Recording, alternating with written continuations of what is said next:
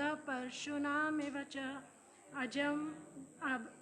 अभिजातस्य पार्थ संपदाम् असुरीं दैवीं संपदा विमोक्षस्य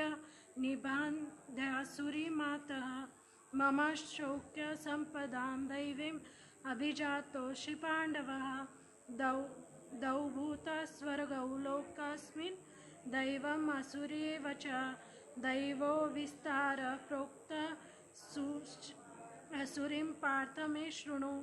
प्रवृत्तिं च निवृत्तिं च जनना विदुरसु आसुरा चम्बनाचारो नासत्यं तेषु विद्यते असत्यम् अपरिष्टातं तजगतशुष्कशम्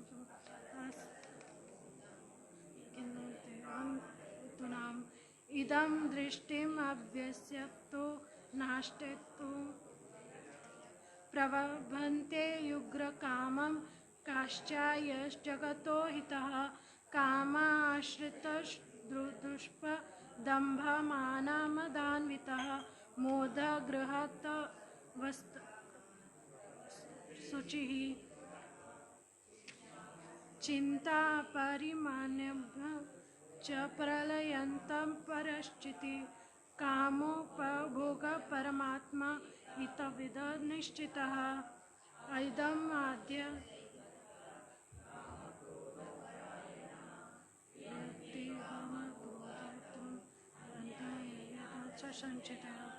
इदम् अद्य मया लब्धम् इमं प्राश्चैच मनोरमा इदम्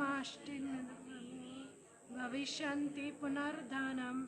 अशौचं माया हन्तु ईश्वरोऽहमहं भोगी सिद्धोऽहं बलवान् सुखी आद्योऽभिजिन्वा अस्मि को नोष्टित सर्वमाया यक्षे दश्मि बोधेश्च इति ज्ञानविमोग्धता अनेकचित्तभ्रिवेन्तमो मोक्षजलसमात्मा प्रस्तमो भोगेषु पतन्ति नरकेशचौ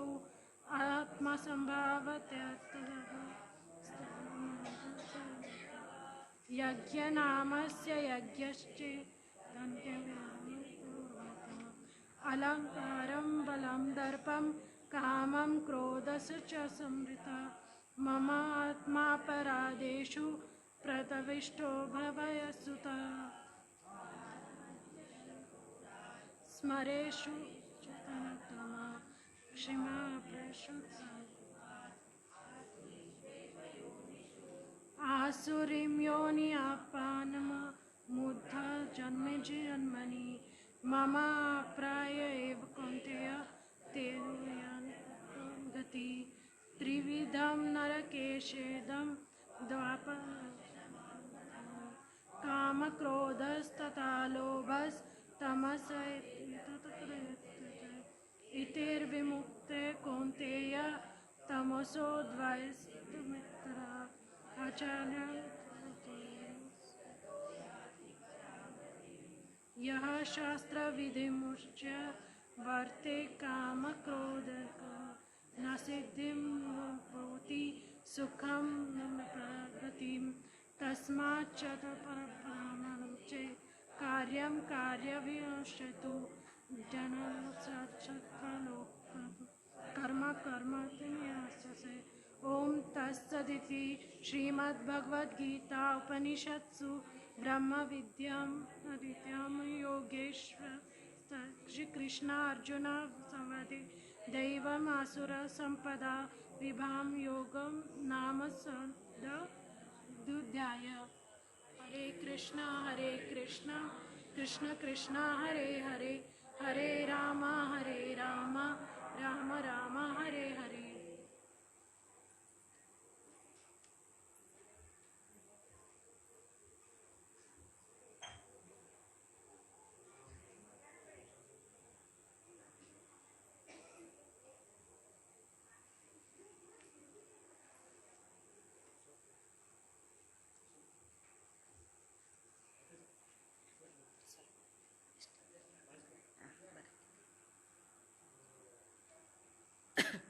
ओम श्री परमात्मने नमः।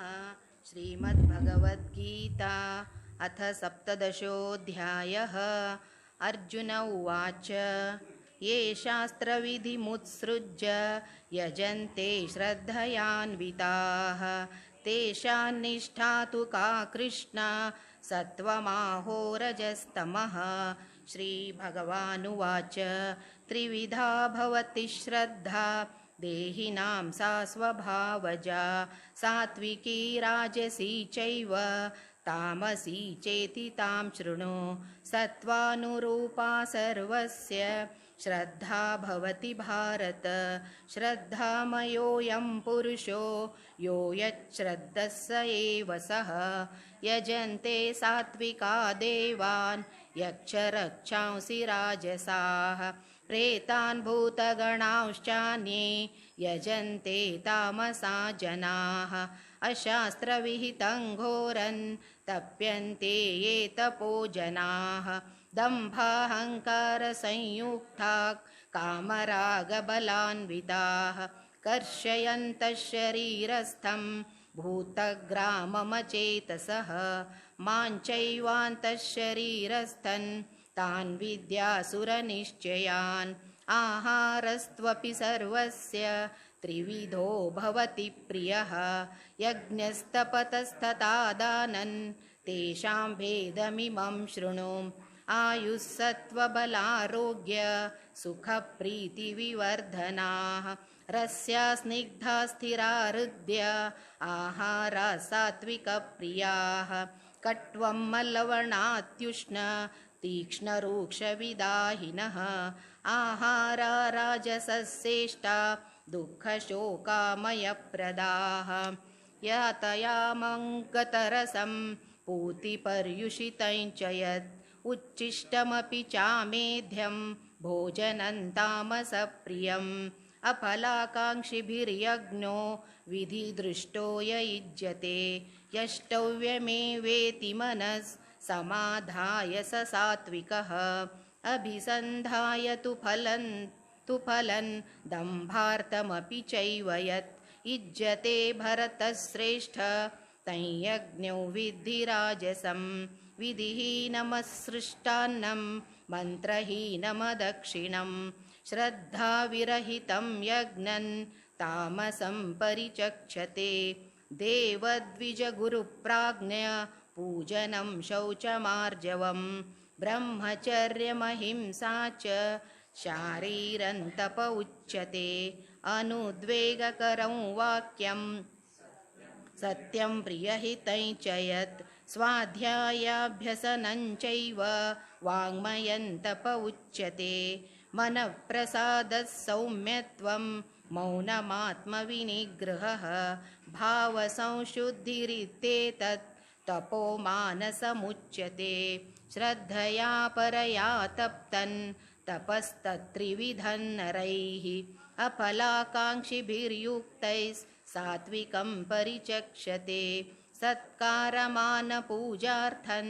तपोदम्भेन चैव यत् क्रियते तदिह प्रोक्तं राजसं चलमध्रुवं। मूढग्राहेणात्मनो यत् पीडया क्रियते तपः परस्योत्सादनार्थं वा तत्तामसमुदाहृतं। दातव्यमिति यद्दानं दीयतेनुपकारिणे देशे काले च पात्रे च तद्दानं सात्विकं स्मृतं। यत्तु प्रत्युपकारार्थं फलमुद्दिश्य वा पुनः दीयते च परिक्लिष्टं तद्दानं राजसं स्मृतम्। आदेशकाले यद्दानम् अपात्रेभ्यश्च दीयते असत्कृमतमजवज्ञातं तत्तामसमुदाहृतम्। ॐ तत्सदिति निर्देशो ब्रह्मणस्त्रिविधः स्मृतः ब्राह्मणास्तेन वेदाश्च यज्ञाश्च विहिताः पुरा। तस्मादोमित्युदाहृत्य यज्ञदानतपक्रियाः प्रवर्तन्ते विधानोक्ताः सततं ब्रह्मवादिनां। तदित्यनभिसन्धाय फलं यज्ञतपक्रियाः दानक्रियाश्च विविधा क्रियन्ते मोक्षकाङ्क्षिभिः सद्भावे साधुभावे च सदित्ते तत्प्रयुज्यते प्रशस्ते कर्मणि तथा सच्छब्दपार्थयुज्यते यज्ञे तपसि दाने च स्थितिः सदिति चोच्यते कर्म चैव तदर्थीयं सदित्येवाभिधीयते श्रद्धया हुतं दत्तं तपस्तप्तं कृतं च यत् असदित्युच्यते पार्थ न च तत्प्रेत्य नो इह ॐ तत्सदिति श्रीमद्भगवद्गीतासु उपनिषत्सु ब्रह्मविद्यायां योगशास्त्रे श्रीकृष्णार्जुनसंवादे श्रद्धात्रयविभागयोगो नाम सप्तदशोऽध्यायः। ॐ कृष्णार्पणमस्तु। हरे कृष्णा कृष्णा कृष्णा हरे हरे, हरे Ram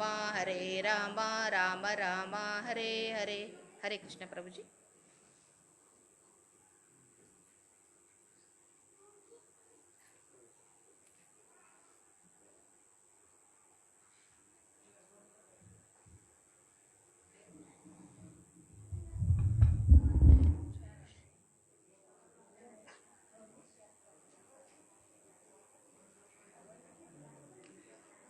Chapter 18 Moksha Sannyasa Yoga. Arjuna uvacha Sannyasasya mahabhaho tattvamichhami vedutam Tyagasya cha rishikesha prutakeshi nishudana. Shri Bhagavan uvacha Kamyanam karmanam nyasam sannyasam kavayo vidu sarva karma phala tyagam prahustyagam vichakshinaha. त्याज्यं दोषवदिति एके कर्म प्राहुर्मनीषिणः यज्ञदानतपः कर्म न त्याज्यम् इति चापरे निश्चयं शृणु मे तत्र त्यागे भरतसत्तमः त्यागो हि पुरुषव्याघ्रः त्रिविधः समप्रीतः यज्ञदानतपः कर्म न त्याज्यं कार्यमेव तत् यज्ञोदानं तपश्चैव पावनानि मनीषिणाम् एतानि अपि तु कर्माणि सङ्गं त्यक्त्वा फलानि च कर्तव्यानीति मे पार्थ निश्चितं मतमुत्तमम् नियतस्य तु सन्न्यासः कर्मणो नोपपद्यते मोहातस्य परित्यागस्तामसः परिकीर्तितः दुःखम् इति एव यत्कर्म कायक्लेशभयात् त्यजेत् स कृत्वा राजसं त्यागं नैव त्यागफलं लभेत् कार्यम् इति एव यत्कर्म नियतां क्रियते अर्जुन सङ्गं त्यक्त्वा फलं चैव स त्यागः सात्विको मतः न द्वेष्टि अक्षुरं कर्म कुशलेनानुसज्जते त्यागी सत्त्वमहाविष्टो मेधावी छिन्न संशयः न हि देहाभृता सख्यं त्यक्तुं कर्माणि अशेषतः यस्तु कर्म फलत्यागी स त्यागीति अभिधीयते अनिष्टम् इष्टं मिश्रं च त्रिविधं कर्मणः फलं भवति अत्यागीनं प्रेत्य न तु सन्न्यासिनं क्वचित् पञ्चैतानि महाबाहो कारणानि निबोध मे सांख्यकृतान्ते प्रोक्तानि सिद्धये सर्वकर्मणाम् अधिष्ठानं तथा कर्ता करणं च पृथग्विधं विविधश्च पृथक् चेष्टा दैवं चैवात्र पञ्चमम् शरीरावान्मनोभिर्यत् कर्म प्रारभते नरः न्यान्यं वा विपरीतं वा पञ्चैते तस्य हेतवः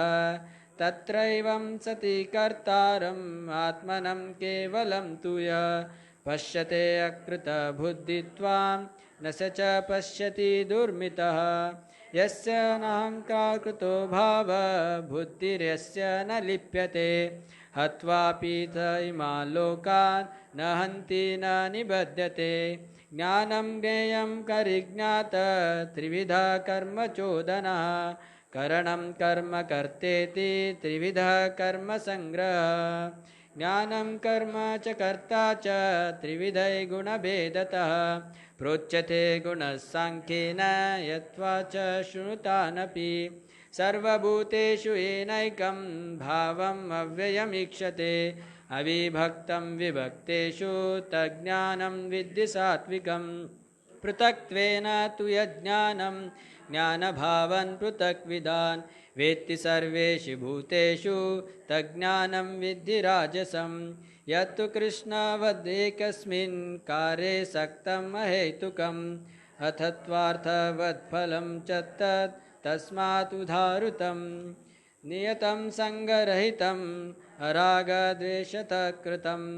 अफलप्रेष्णुना कर्म यत्तत् सात्विकम् उच्यते यत्सु कामेप्सुना कर्म साहङ्कारेण वा पुनः क्रियते बहुलायासं तद्राजसम् उदाहृतम् अनुबन्धं क्षयं हिंसाम् अनपेक्ष च पौरुषं महद्भोरभ्यते कर्म यत्तत्तामसम् उच्यते मुक्तसङ्गोऽनं वादी धृति उत्साहसंविता सिद्धि असिद्ध्योर्निर्विकारः कर्ता सात्विक उच्यते रागी कर्म फलप्रेप्सुर्लुब्धो हिंसात्मको शुचिः हर्षशोकान्वितः कर्ता राजसः परिकीर्तितः अव्यक्ता प्राक्तुर्शब्दाः शतो नैष्कृत्योत्किलशः विषादी दीर्घश्रुति च कर्ता तामस उच्यते बुद्धेर्भेदं धृतेश्चैव गुणस्त्रिविधं शृणु प्रोच्यमानम् अशेषेण पृथक्त्वेन धनञ्जनय प्रवृत्तिं च निवृत्तिं च कार्यकारे भयाभये बन्धं मोक्षं च या वेत्ति बुद्धि स पार्थ सात्विकी यया धर्मम् अधर्मं च कार्यं च कार्यम् एव च अथत्वात् प्रजानाति बुद्धि स पार्थ राजसी अधर्मं धर्मम् इति या मन्यते तमसावृतः सर्वार्थान् विपाश्रितां च बुद्धिः स पार्थ तामसी धृत्ययया धारयते मनः प्राणेन्द्रियक्रियः योगेनाव्याभिचारिण्या धृतिः स पार्थ सात्विकी यया तु धर्मकामार्थान् धृत्य धारयते अर्जुनः प्रसङ्गेन फलकाङ्क्षी धृतिः स पार्थ राजसी यया स्वप्नं भयं शोकं विषादं मदमेव च न विमुञ्चति धुर्मेध धृतिः स पार्थ तामसी सुखं त्वयिदीनं त्रिविधं शृणु मे भरतर्षभ अभ्यासाद्रमते यत्र दुःखान्तं च निगच्छति यत्तदग्रे विषम् इव परिष्णामे मृतोपनः तत्सुखं सात्विकं प्रोक्तम् आत्मबुद्धिप्रसादजम् विषयेन्द्रियसंयोगात् यत्तदग्रे अमृतोपमः परिणामे विषम् इव तत् सुखं राजसं संवृतं यदग्रे चानुबन्धे च सुखं मोहनम् आत्मनः निद्रालस्य प्रमादोत्तं तत्तामसम् उदाहृतं न तदस्ति पृथ्वीं याव दिवि देवेषु वा पुनः सत्वं प्रकृतिजैर्मुक्तं यथेयेभिः स्यात् त्रिभिर्गुणैः ब्राह्मणक्षत्रिया विशां शूद्राणां च परन्तपः कर्माणि प्रविभक्तानि स्वभावप्रभवैर्गुणैः समधमस्तपः शौचं क्षान्तिरार्जवमेव च ज्ञानविज्ञानमास्तिक्यं ब्रह्मकर्म स्वभावजं शौर्यं तेजो धृतिर्दाक्ष्यं युद्धे चापि अपालयनं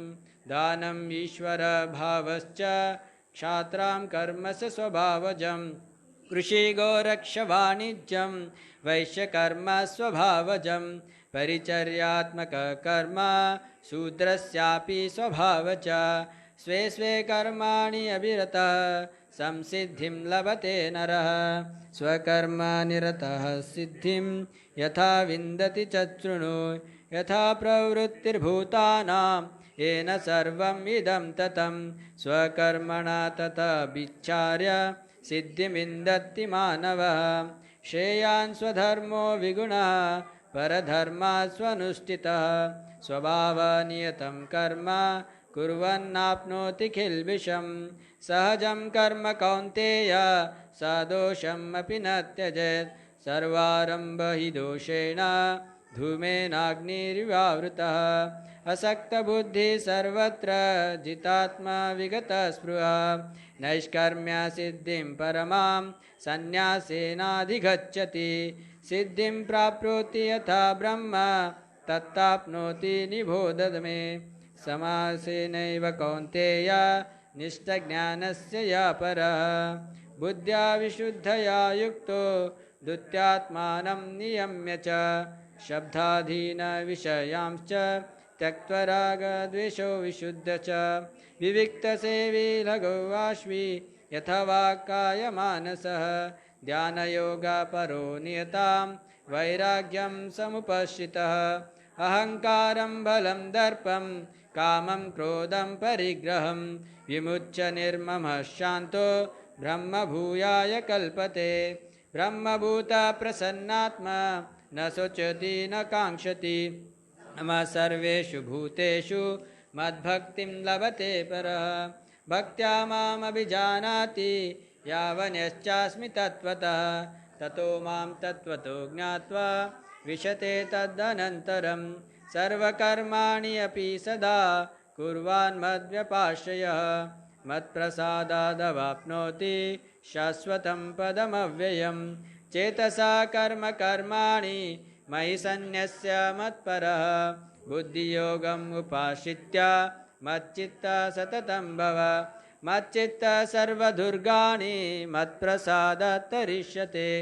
अथ चेत्त्वम् अहङ्कारं न शोषसि विनङ्क्षसि यदहङ्कारम् आश्रित्य न योत्स्या इति मन्यसे मिथ्यैष व्यवसायस्ते प्रकृतिस्त्वां नियुक्ष्यति स्वभावजेन कौन्तेय निबद्धस्वेन कर्मणः कर्तुं नेच्छसि यन्मोहात् करिष्यसि अवसोऽपि तत् ईश्वरः सर्वभूतानां हृद्देशे अर्जुन तिष्ठति भ्रामयन् सर्वभूतानि यन्त्ररूढानि मायया तमेव शरणं गच्छ सर्वभावेन भारत तत्प्रसादात् परां शान्तिं स्थानं प्राप्स्यसि शाश्वतम् इति ते ज्ञानमाख्यातं गुह्याद्गुह्यतरं मया विमृश्यैदशेषेण यथश्चसि तथा कुरु सर्वगुह्यं तमं भूय शृणु मे परमं वचः इष्टोऽसि मे ध्रुवं तिथि ततो वक्ष्यामि ते हितं मन्मना भव मद्भक्तो मद्याजी मां नमस्कुरु मामेवैषसि सत्यं ते प्रतिजाने प्रियोऽसि मे सर्वधर्मान् परित्यज्य मामेकं शरणं व्रज अहं त्वां सर्वपापेभ्यो मोक्षयिष्यामि मा शुच इदं ते नातपक्षाय न भक्ताय कदाचन न शाशुष्ववे वाच्यं न च मां यो अभिषूययति य इदं परमं गुह्यं मद्भक्त्वेषु अभिधास्यति भक्तिं मयि परां कृत्वा मामेवैष्यति असंशया न च तस्मान् मनुष्येषु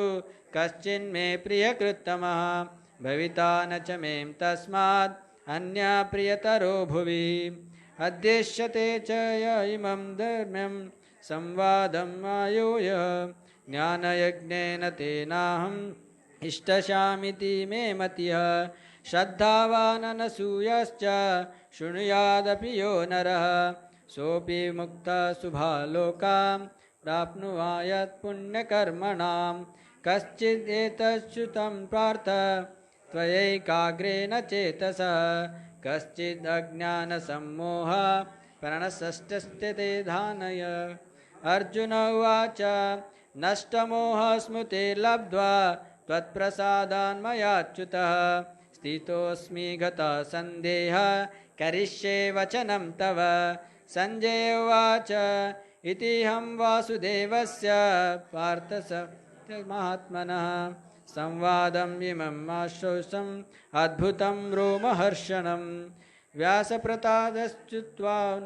एतद्गुह्यम् अहं प्रवरम् योगयोगेश्वरं कृष्णात् साक्षात् कथय स्वयं राजन् संस्मृत्य संवादम् इममद्भुतं केशवार्जुनयो पुण्यं हृष्यामि च मुहुर्मुहुः तस्य संस्मृत्य रूपम् अपि अद्भुतं हरे विस्मये मे महाराजन् हृष्यामि च पुनः पुनः यत्र योगेश्वर कृष्ण यत्र पार्थो धनुर्धरः तत्र श्रीविजयोर्भूतिर्ध्रुवा नीतिर्मतिर्मम ॐ तत्सदिति श्रीमद्भगवद्गीतासूपनिषत्सु ब्रह्मविद्यायां योगशास्त्रे श्रीकृष्णार्जुनसंवादे मोक्षसंन्यासयोगनाम अष्टोत्तरशोऽध्यायः हरे कृष्णा कृष्ण कृष्ण हरे हरे हरे राम राम राम हरे